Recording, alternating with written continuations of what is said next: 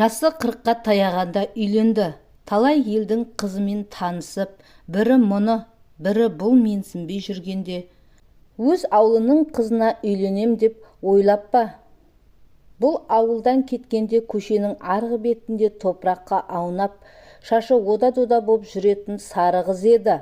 Ауылдастарының бір тойында екі көзі тостағандай, орта бойлы ажарлы қыз столдың қарсы бетінде отырып, өзін танып сәлем бергенде есіне әрең түсірген.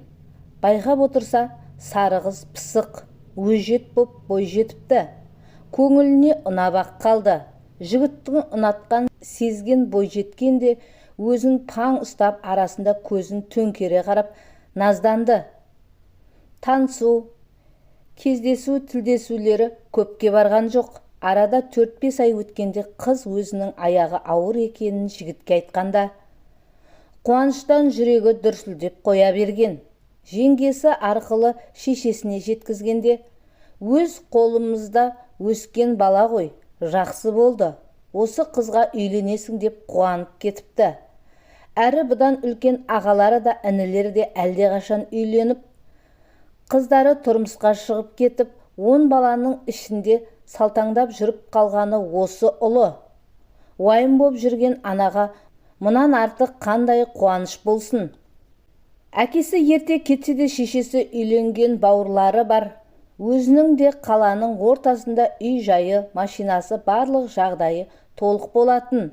Амантайға той жасау еш қиындық туғызбады.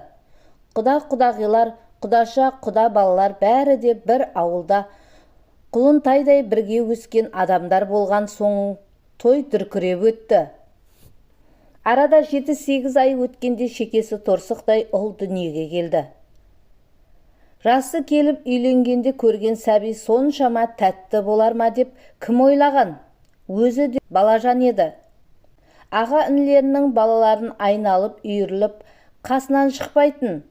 Бұрын түскі асты жұмыстың асханасынан іше салушы еді. Енді үйіне асыға жетіп, бесіктегі шақалақты құшырлана иіскемей, көңілі жай таппайтын болды. Күндер зулап, бала тәй-тәй баса бастады. Бұл баланың қызығымен жүріп, көп еш нәрсеге мән бермепті. Үйленгенге дейін өз қолында тұрған шешесі соңғы уақытқа қаладағы ағасы мен қарындасының үйінде болуды жиілетіпті.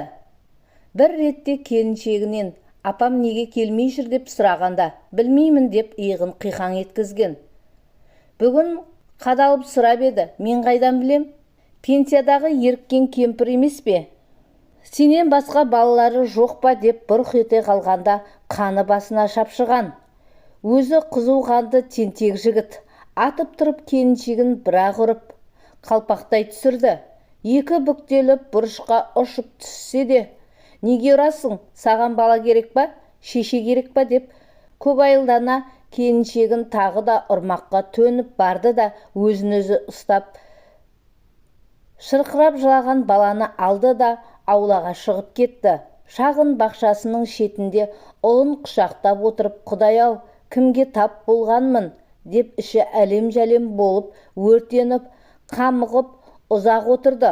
Қолындағы ұлы қыңқылдап мазасызданған соң үйге кірсе, келіншегі теріс қарап бүк түсіп жатыр екен. Араққа бұрында онша зауқы жоқ еді. 3-4 жылдан бері мүлде татып алмай кеткен. Осы жолы өлердей мас болып жеңілдегісі келді. Жеңіл киініп досына бармақшы болып үйден шықты. Досы қуана қарсы алған. Ап-ащы арақты құшырлана қылғытты.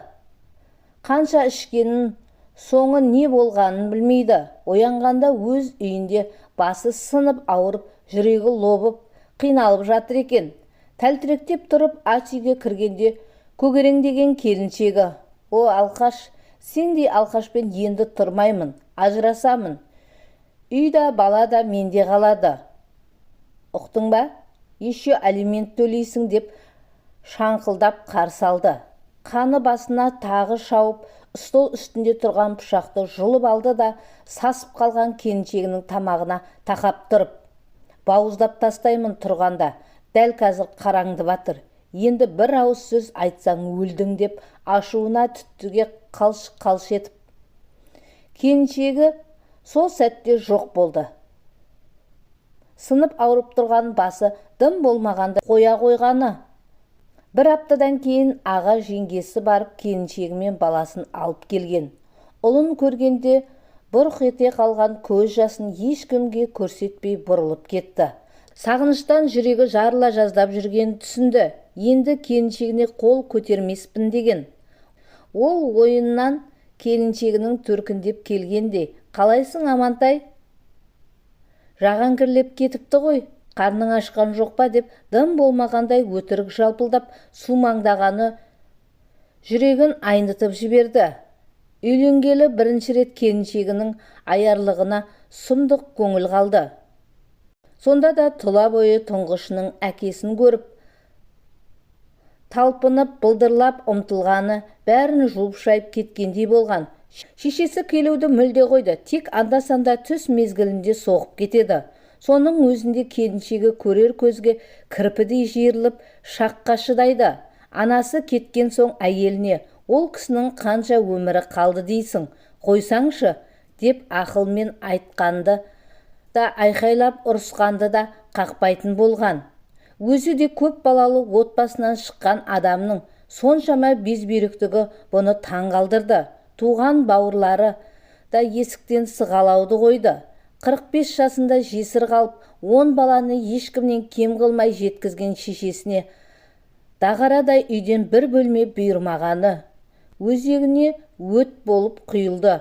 Қанша рет ажырасуға оқталған, бірақ күннен күнге қылық шығарып, соңында тыпырлап еріп жүрген тәп-тәтті балапанын қимайды.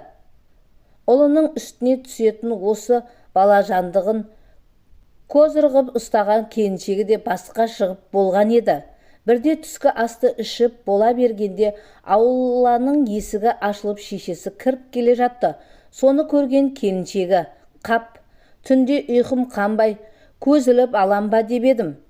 Енді мына қақпас көтінен су аққанша шайды сораптайтын болдау дегені. Шыдамның жеткен жері осы болды. Амантай, ботам, жібер ойбай, өлтірдің деп ойбайлаған шешесінің даусынан есін жиғанда екі қолы келіншегінің тамағында қарысып, келіншегі көгеріп талып қалғанын көрді. Үйіп қарысып қалған қолын әрең ажыратты. Анасы бір бақыраш суды келіншегінің бетіне шашып жібергенде ғана талыңқырап кеткен әйел беті жыбыр-жыбыр етіп көзін ашып есін жиғандай болды. Осы оқиғадан кейін аралары мүлде суып кетті. Өзі де бірде болмаса бірде өлтіріп қоям ба деп қорқа бастады. Бір күні келіншегі баласын алып төркіннен қайтпай апта жатып қалғанда үлкен шешімге келді.